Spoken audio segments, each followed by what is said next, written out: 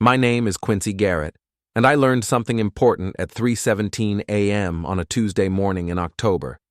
When your wife starts locking her phone and taking mysterious business trips, she's not scouting luxury vacation spots for clients. She's scouting luxury vacation spots with your business partner. Before we dive deeper into this story, I have one small request. Please subscribe, drop a like, comment, and hit that hype button to boost this channel so more people can discover these incredible Reddit stories. The irony wasn't lost on me. I'm a real estate developer who specializes in lakeside properties around Boston, and I couldn't see the foundation of my own marriage cracking right beneath my feet. I was sitting in my home office, nursing my third cup of coffee and reviewing construction permits for our latest project, when Beatrice padded downstairs in her silk robe. Even at 36, she moved with the calculated grace of someone who knew exactly how much her appearance was worth. Her blonde hair was perfectly tousled in that expensive way that takes 20 minutes to achieve, and her makeup was already flawless despite the early hour. "You're up early," she said, her voice carrying that cool tone she'd been using for months. "Again." "Couldn't sleep," I replied, not looking up from my laptop. "Marcus wants to break ground on the Marina Vista project next week, and we're still waiting on the environmental clearance." She poured herself coffee from the expensive machine she'd insisted we needed, the one that cost more than most people's monthly rent. "Well, don't wait up for me tonight. I'm flying to Vermont to scout locations for the Henderson wedding. Could be a late night." I finally looked at her then, really looked at her. The Beatrice I'd married 8 years ago would have been excited about a big client like the Hendersons. She would have shown me photos, talked about venue options, maybe even asked for my opinion on logistics. This Beatrice was different, guarded, secretive. "Vermont?" I asked casually. "That's interesting. Desmond mentioned he had a client meeting in Burlington today." The coffee cup trembled slightly in her hands, just for a second, but I caught it. "Did he?" she said, her voice artificially light. "What a coincidence. Desmond Kelly had been my business partner for 5 years and my best friend for longer than that. We'd started Garrett Kelly Development with nothing but ambition and a shared love of transforming abandoned waterfront properties into something beautiful. He was the smooth talker, the guy who could charm planning committees and wealthy investors. I was the one who got his hands dirty, who understood construction and could spot a structural problem from 50 yards away. At least, I thought I could spot problems. Turns out I was better at identifying issues with buildings than with people. "Yeah, small world," I said, turning back to my laptop. "Have a good trip, B." She kissed the top of my head, a perfunctory gesture that felt more like checking off a box than showing affection. Her perfume lingered after she left, something new and expensive that I didn't recognize. I waited until I heard her car pull out of the driveway before I opened the laptop we shared for household expenses. Call it intuition, call it paranoia, but something had been nagging at me for weeks. Beatrice had always been high maintenance, but lately her spending had reached new heights. Designer clothes, spa treatments, expensive dinners at restaurants I'd never been to. The credit card statements painted an interesting picture. Charges at high-end hotels in Vermont, New Hampshire, and Maine. Always on days when Desmond was supposedly meeting with out-of-town clients. Always for amounts that suggested she wasn't traveling alone. My phone buzzed. A text from an unknown number. "We need to talk. This is Nora Kelly. Meet me at Sunrise Diner on Route 9 at noon. Trust me, you want to hear what I have to say." I stared at the message for a long moment. Nora Kelly was Desmond's wife, a sharp-eyed woman who worked as a forensic accountant and had always struck me as someone who didn't miss much. If she was reaching out, it meant she'd noticed the same patterns I had. I texted back, "I'll be there." The rest of the morning crawled by. I tried to focus on work, reviewing architectural plans and returning calls from subcontractors, but my mind kept wandering. By 11:30, I was in my truck heading toward the diner, my stomach churning with a mixture of dread and anticipation. Sunrise Diner was the kind of place that served coffee in thick white mugs and had been run by the same family for 3 generations. It was also far enough from our usual haunts that we wouldn't run into anyone we knew. Nora was already there when I arrived, sitting in a corner booth with her laptop open and a manila folder beside her coffee cup. She looked up as I approached, and I could see the same mixture of anger and hurt in her eyes that I'd been feeling for weeks. "Quincy," she said, gesturing to the seat across from her. "Thanks for coming." "Nora." I slid into the booth, studying her face. "I'm guessing this isn't about planning a surprise party for our spouses." She laughed, but there was no humor in it. "No, definitely not, although I do have some surprises planned." She turned her laptop toward me. "Tell me, does this look familiar?" On the screen was a GPS tracking log, the kind that showed the location history for a vehicle. I recognized the interface. It was the same system we use to track our company vehicles. "This is from Desmond's car," she explained, pointing to a series of red dots clustered around a location in New Hampshire. Lake Winnipesaukee. He was supposedly meeting with a client about a potential resort development. Except when I called the client to follow up, they told me the meeting was canceled 2 weeks ago. Desmond never bothered to mention that. I felt my jaw clench. "When was this?" "Last Tuesday, the same day Beatrice told you she was scouting wedding venues in Vermont." Nora clicked to another screen. "And here's Thursday's trip, and here's the one from 2 weeks ago." Each log showed the same pattern. Desmond's car traveling to remote, romantic locations, staying for hours, always on days when Beatrice claimed to be working. "How did you get access to his GPS data?" I asked. "I'm a forensic accountant, Quincy. I know how to follow digital trails.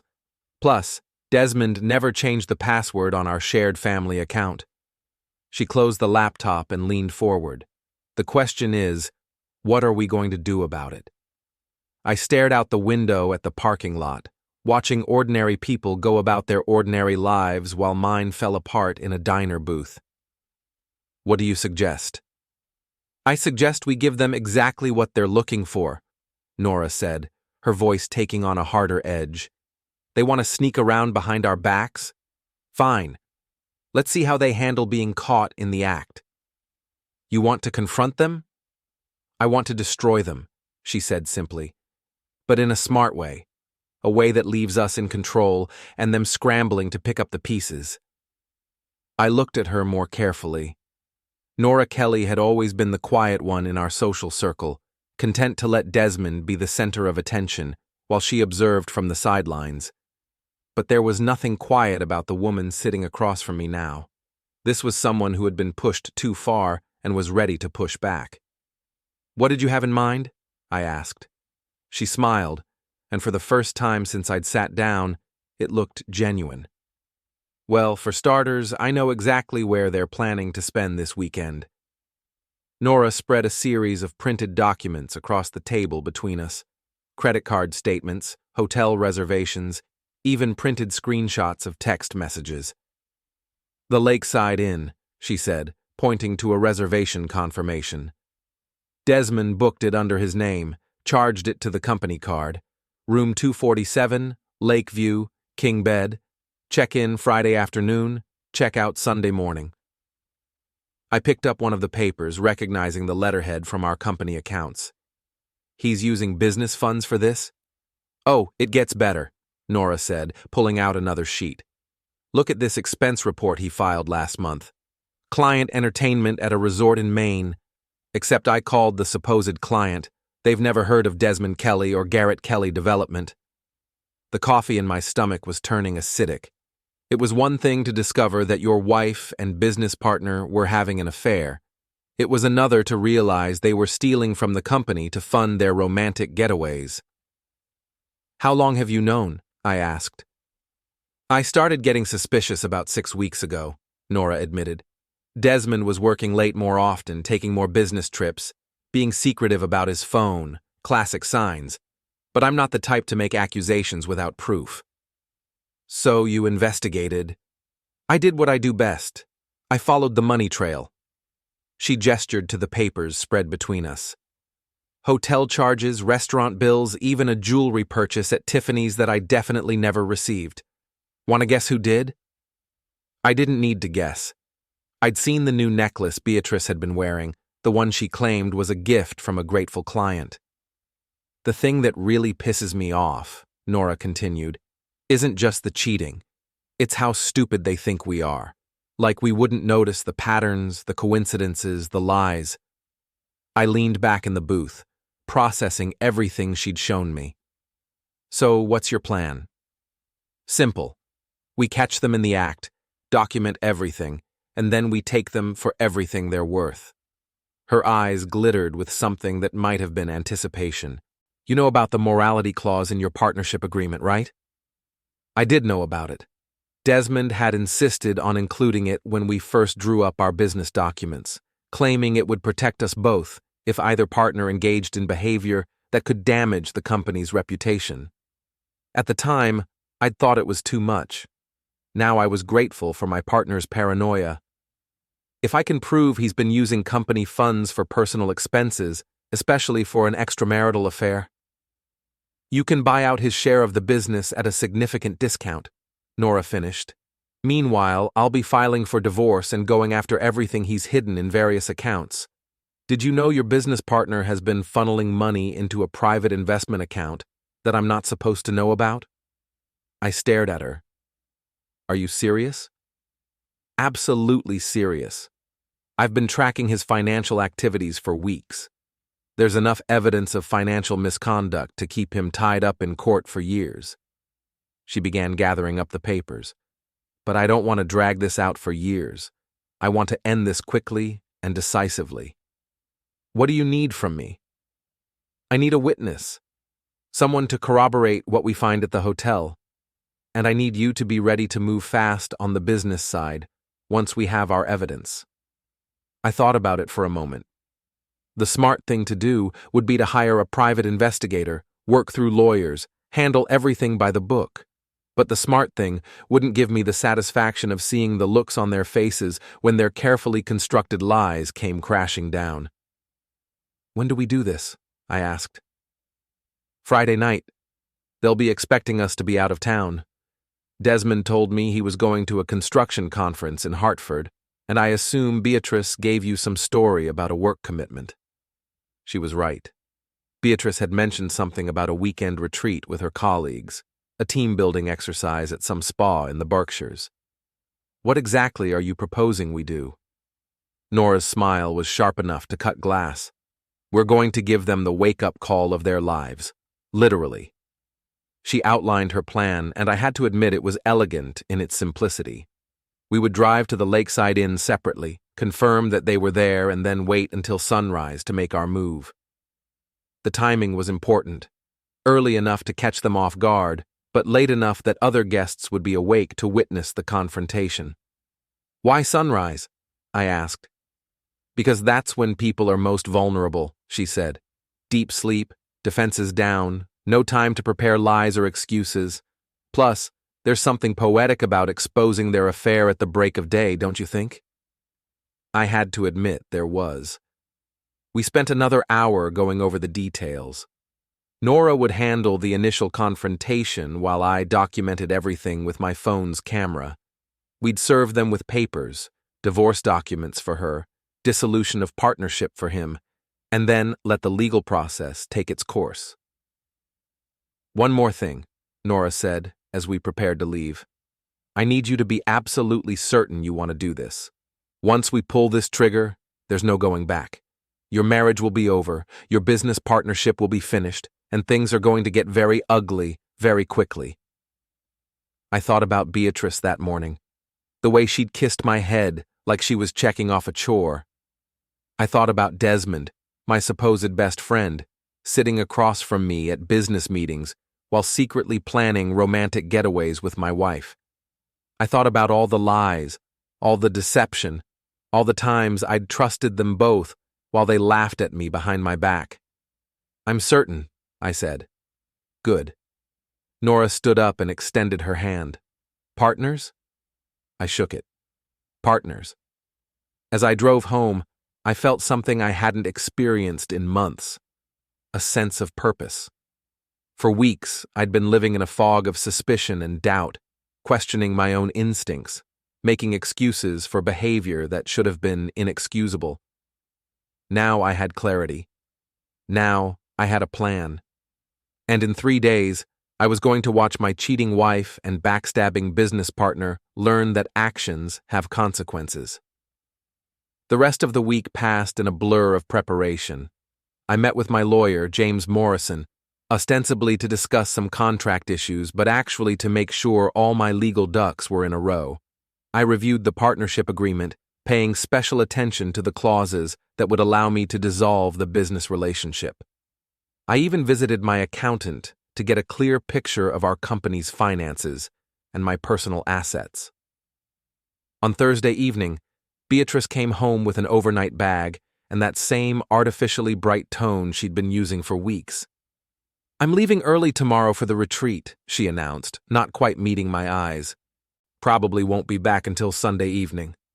"Have fun," I said, not looking up from the construction plans I was reviewing. "Try to relax." She hesitated in the doorway, and for a moment I thought she might say something real, something honest. Instead, she just said, "I will. Don't work too hard while I'm gone."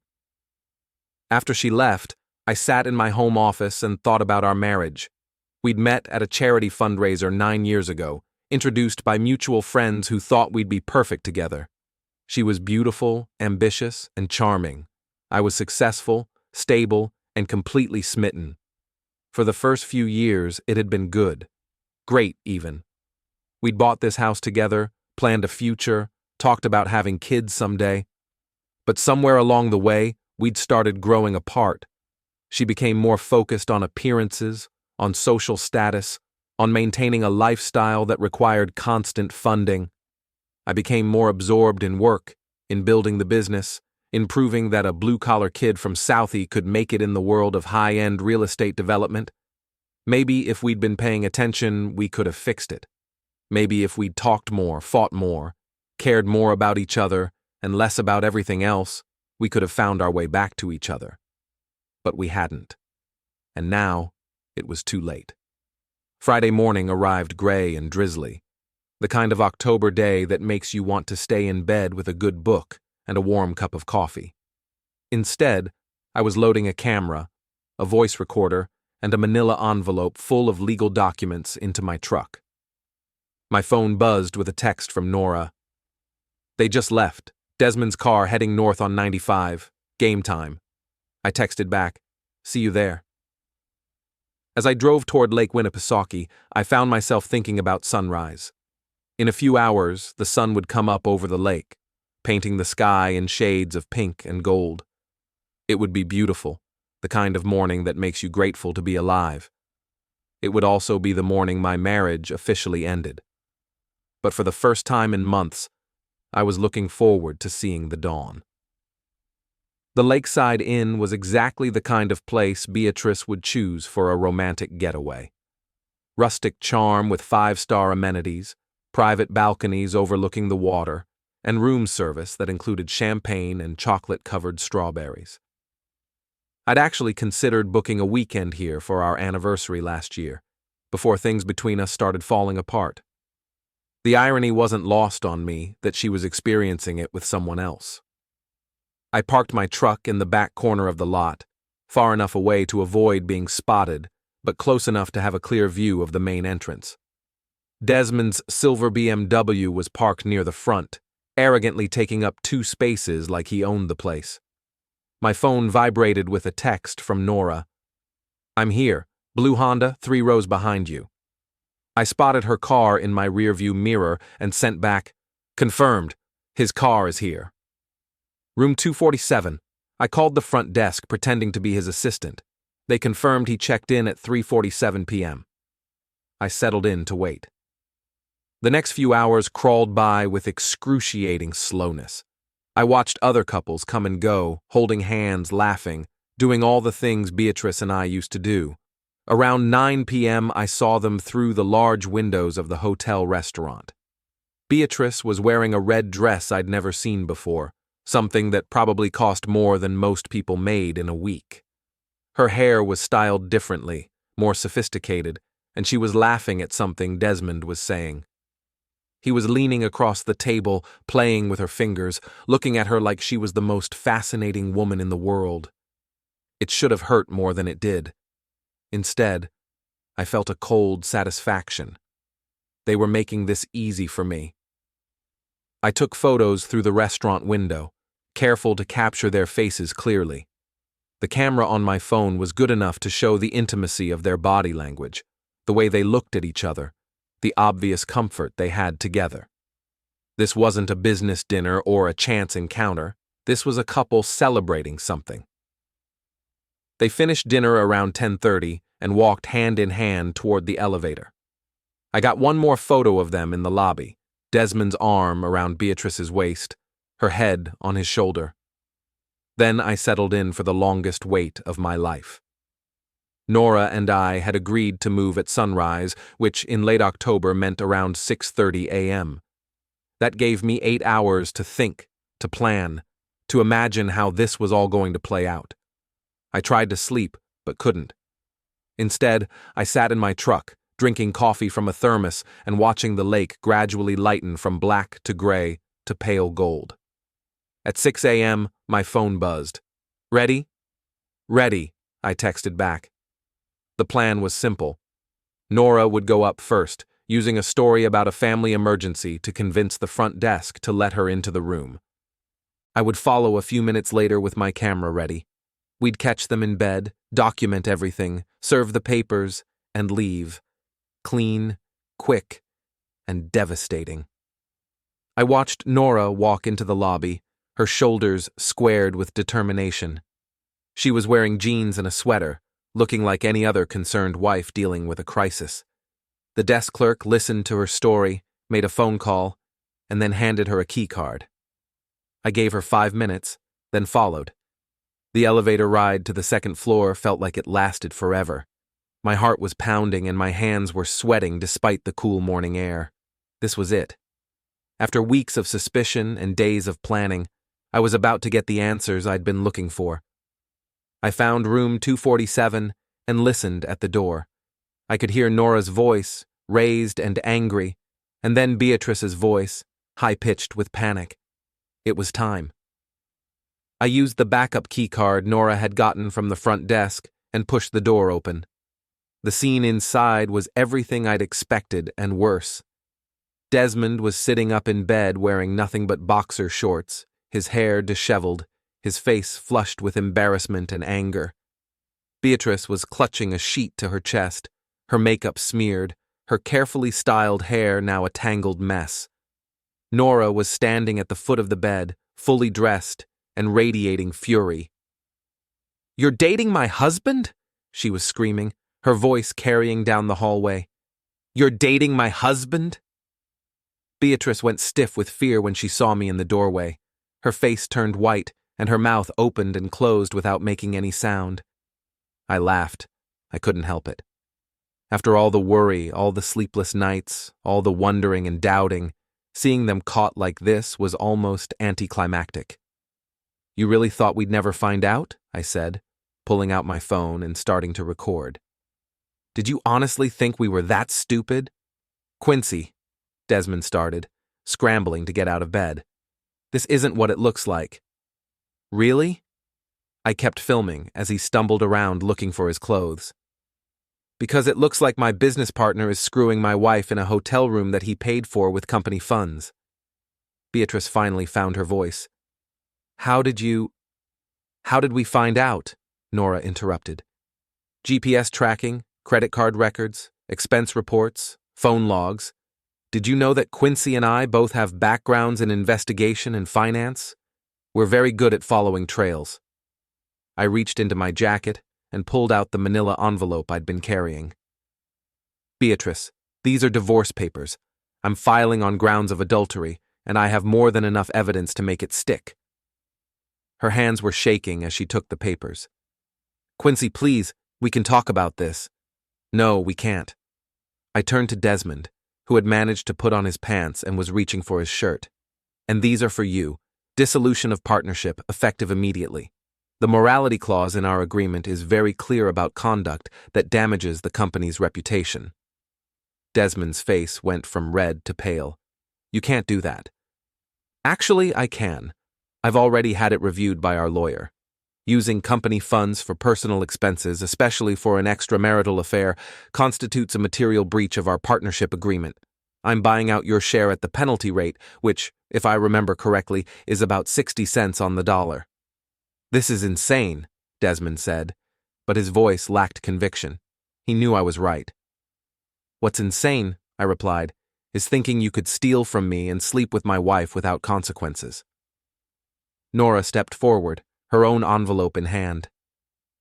Desmond, these are divorce papers. I'm also filing a separate lawsuit for financial fraud, since you've been hiding assets in accounts you thought I didn't know about. The room fell silent except for the sound of Beatrice crying. She was reading through the divorce papers, and I could see the moment when she realized what this meant for her financially. Our prenup was ironclad, and with proof of adultery, she wouldn't be getting much in the settlement.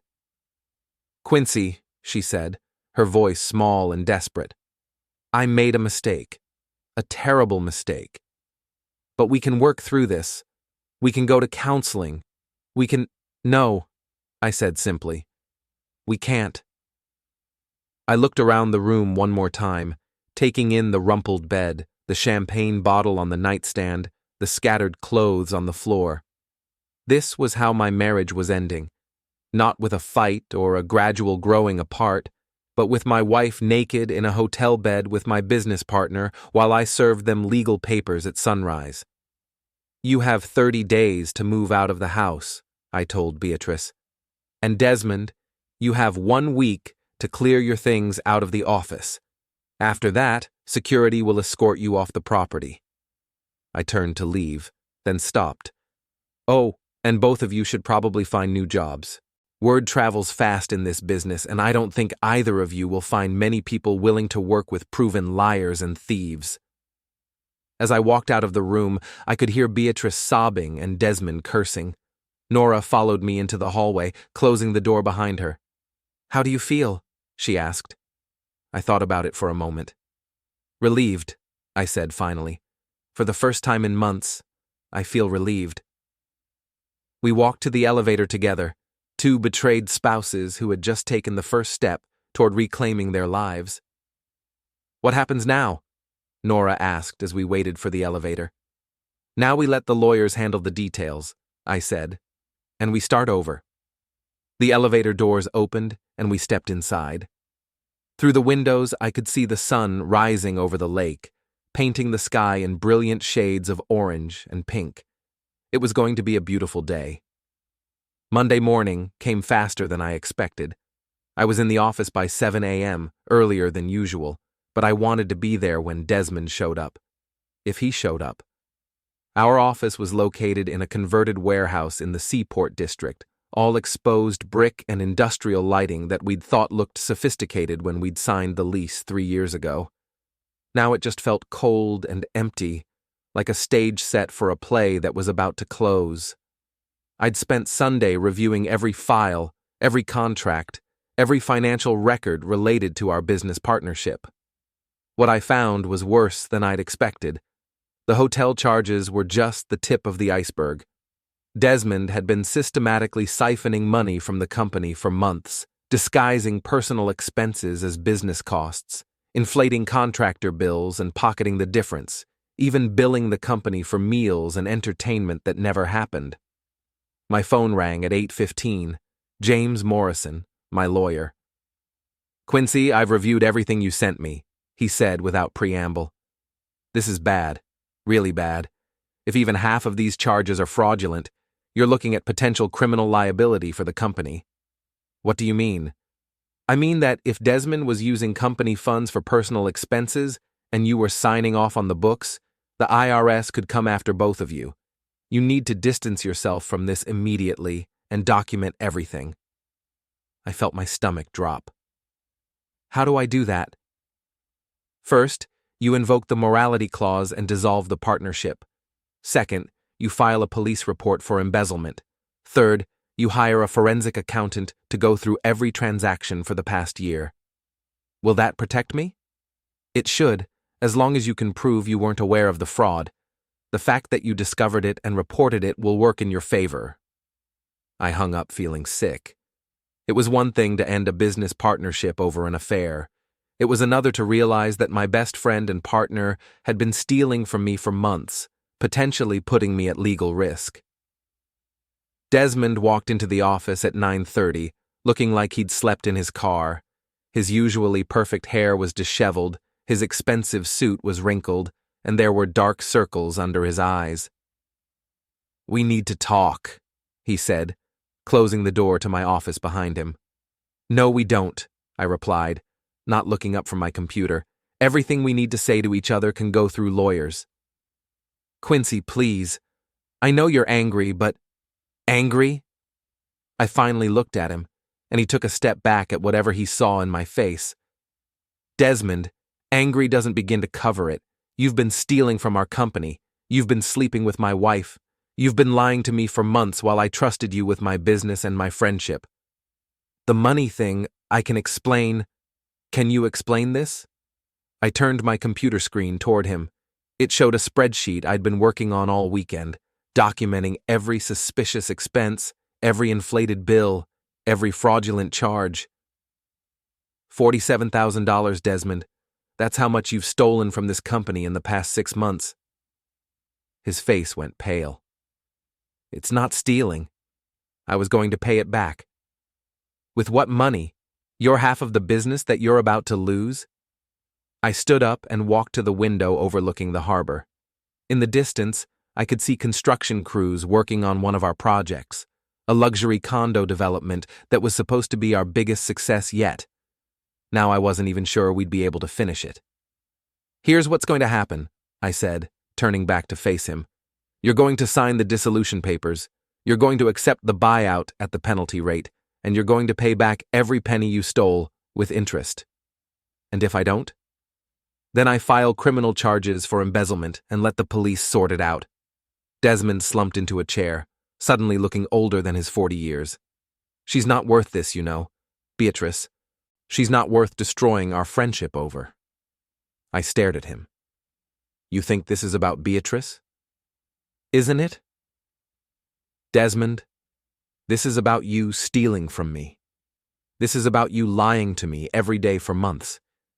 This is about you betraying every principle we built this business on." I walked back to my desk and pulled out a folder.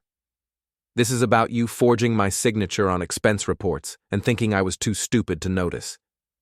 I threw the folder at him. It hit his chest and scattered papers across the floor. Bank statements, credit card bills, expense reports with signatures that looked like mine but weren't quite right. "You want to know what really pisses me off?" I continued. "It's not that you were sleeping with my wife. It's that you were doing it with my money." Desmond bent down to gather up the papers, his hands shaking. "I never meant for it to go this far." "But it did, and now you're going to face the consequences." I pulled out the dissolution papers and set them on the desk. "Sign these, or I call the police. Your choice." He looked at the papers for a long moment, then picked up a pen. "What about the Marina Vista project? We're supposed to break ground next week. I'll finish it myself, along with everything else we had planned. You can't run this company alone. Watch me." He signed the papers with a shaking hand, then looked up at me with something that might have been regret. "I'm sorry, Quincy. I really am." "No, you're not," I said, taking the papers and putting them in my safe. "You're sorry you got caught. There's a difference." After he left, I sat alone in the office that had once been ours and tried to process what had just happened. In the span of 3 days, I'd lost my wife, my business partner, and my best friend. By any reasonable measure, I should have been devastated. Instead, I felt liberated. My phone rang. It was Marcus Chen, our head foreman on the Marina Vista project. "Quincy, I just got a weird call from Desmond. He said the project was on hold and I should stop work immediately. What's going on? Ignore him, I said. Desmond is no longer with the company. The project continues as planned. What happened? I'll explain later. Right now, I need you to change all the locks on the construction trailers and make sure Desmond doesn't have access to any of our job sites. Done. Anything else? Yeah, we're going to need to hire more people. It's going to be just us from now on. I spent the rest of the day making phone calls, explaining to clients and contractors that there had been a change in the company structure, but that all projects would continue on schedule. Most of them took the news in stride. A few asked pointed questions about why Desmond was leaving so suddenly. I told them it was a personal matter and left it at that. By 5 p.m. I was exhausted but oddly satisfied. I'd managed to salvage the business, protect myself legally, and cut ties with someone who had been betraying me for months.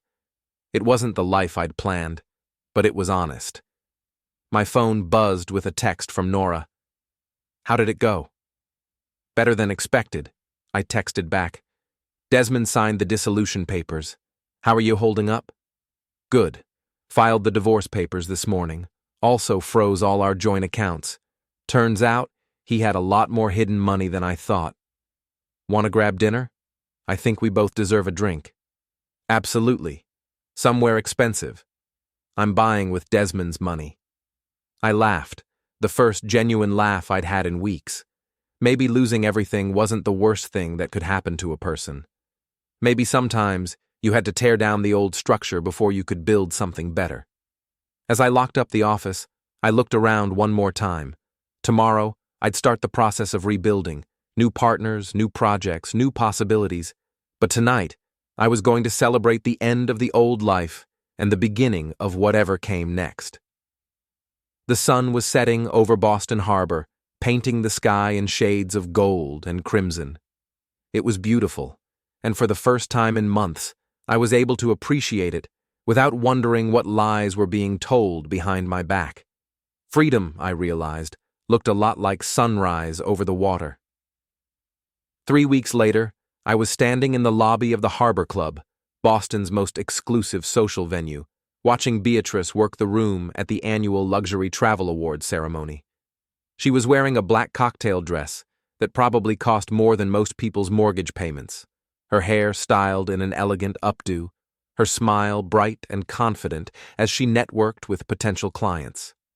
She had no idea that her world was about to collapse.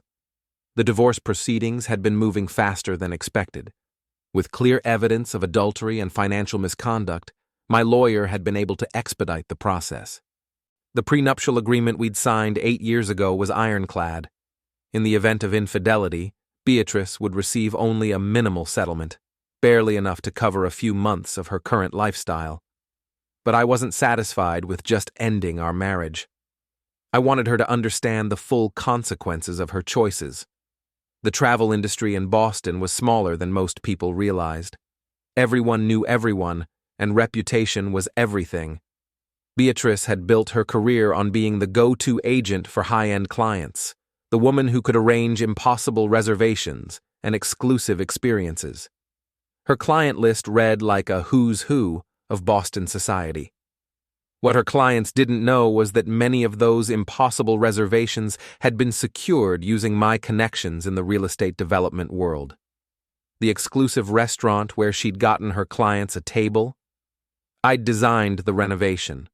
The private island resort where she'd arranged a wedding, I'd consulted on the construction.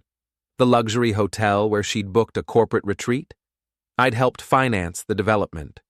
For years, I'd been the invisible partner in her success, opening doors and making introductions without taking any credit. I'd been happy to help, proud of her accomplishments, content to support her career from behind the scenes. That was about to change.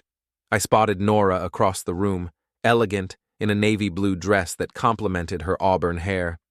She caught my eye and nodded slightly. Everything was in place. The awards ceremony was winding down, and people were beginning to mingle more freely. I made my way through the crowd, stopping to chat with people I knew, accepting congratulations on my recent business expansion.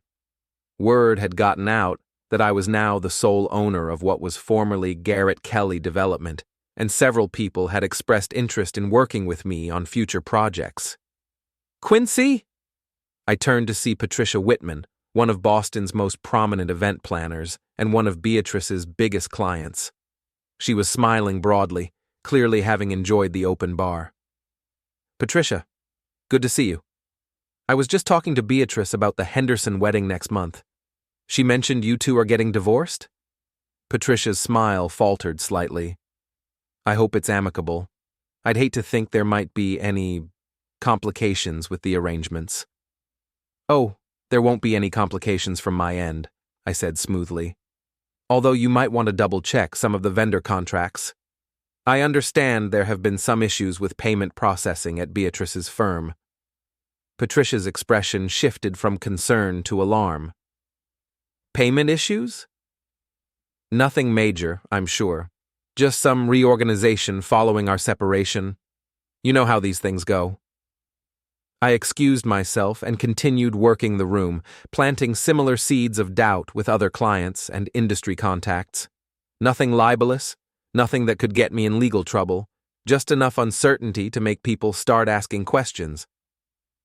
By the time I reached Beatrice, word was already spreading. "Quincy." She turned as I approached, her smile strained. "I didn't expect to see you here." "I wouldn't miss it," I replied. "This industry has been so good to both of us over the years." "What are you doing?" she asked quietly, her eyes darting around the room. "People are asking me strange questions about the business, about vendor payments." "Are they? How odd." I sipped my drink, enjoying the growing panic in her eyes. "Maybe it has something to do with the fact that several of your major vendor relationships were actually my relationships. The Ritz-Carlton, the Four Seasons, that private jet company you use for VIP clients. They all know me better than they know you." Her face went pale. "You wouldn't." "Wouldn't what? Exercise my right to choose who I do business with? Quincy, please. Your career was built on my connections and my reputation. Did you really think there wouldn't be consequences when you destroyed our marriage?" Before she could respond, I walked away, leaving her standing alone in the middle of the crowded room. The next morning, I started making phone calls. "Good morning. This is Quincy Garrett from Garrett Development. I wanted to touch base about the vendor relationships we've established over the years. Yes, I know you've been working with my wife's travel agency, but given our recent separation, I wanted to clarify a few things about our ongoing business arrangements." By noon, I'd spoken with representatives from a dozen luxury hotels, 3 private jet companies, 2 high-end catering firms, and the concierge services at several exclusive resorts. The conversations were professional, cordial, and devastating to Beatrice's business model. I wasn't asking anyone to stop working with her. I was simply clarifying that the special rates, priority booking privileges, and exclusive access arrangements that had made her agency so attractive to high-end clients were tied to my business relationships, not hers. My phone rang at 2 p.m. Beatrice. "What have you done?" she demanded, her voice shaking with rage and panic. "I've clarified some business relationships," I said calmly. "Nothing more. The Ritz just called and canceled our preferred vendor status. The Four Seasons is reviewing our account. 3 of my biggest clients are asking questions about whether I can still deliver the services I promised." "Can you?" Silence. "Beatrice, you made a choice. You chose to betray our marriage, to humiliate me, to throw away 8 years together for a fling with my business partner. Did you really think that choice would only affect our personal relationship? This is my career, Quincy. My livelihood. And our marriage was my life. Funny how that didn't stop you from destroying it. You never meant to get caught. There's a difference." I hung up and immediately called my lawyer. "James, I need you to expedite the divorce proceedings. I want this finished as quickly as possible. Any particular reason for the rush? I want to make sure Beatrice understands that her actions have consequences before she has time to rebuild her professional relationships." "Quincy, be careful. What you're doing is legal. but it's also pretty ruthless. Make sure you're prepared for the fallout. I thought about that for a moment. 3 months ago, I would have been horrified at the idea of deliberately sabotaging someone's career, even someone who had betrayed me. But 3 months ago, I'd also believed that my wife loved me, and my business partner was my friend. People change. Circumstances change. And sometimes, the only way to move forward is to make sure the people who wronged you understand the full cost of their choices. I'm prepared, I told James. That evening, I drove to the marina where I kept my boat, a 30-foot cabin cruiser that I'd bought as a celebration when our business first became profitable. It was one of the few things from my old life that I wanted to keep. The sun was setting over Boston Harbor, painting the water in shades of gold and crimson. I sat on the deck with a beer and my phone, scrolling through the messages that had been coming in all day. 3 more vendor relationships terminated, 2 major clients asking to be reassigned to other agents, 1 industry contact wondering if I'd be interested in partnering on a luxury resort development project that had originally been pitched to Beatrice's firm. My phone buzzed with a text from Nora. Saw the news about Beatrice's firm losing the Henderson account. I'm impressed. I texted back. Just getting started. Want to grab dinner tomorrow? I have some updates on the Desmond situation that I think you'll find interesting. Absolutely. Somewhere nice. I'm celebrating. As the sun disappeared below the horizon, I found myself thinking about the past few months. I'd lost a wife, a business partner, and what I'd thought was my best friend. But I'd gained something too, a clear understanding of who I really was and what I was capable of when pushed too far. The old Quincy would have handled this quietly, privately, through lawyers and mediators. He would have tried to be fair, to minimize the damage, to take the high road. The new Quincy understood that sometimes the high road is a luxury you can't afford. Sometimes the only way to get justice is to take it yourself. And I was just getting started. Tomorrow, I would make more calls, plant more seeds of doubt, continue the systematic dismantling of the life Beatrice had built on the foundation of my connections and reputation. It wasn't personal anymore. It was business. And business, as I was learning, could be very satisfying indeed.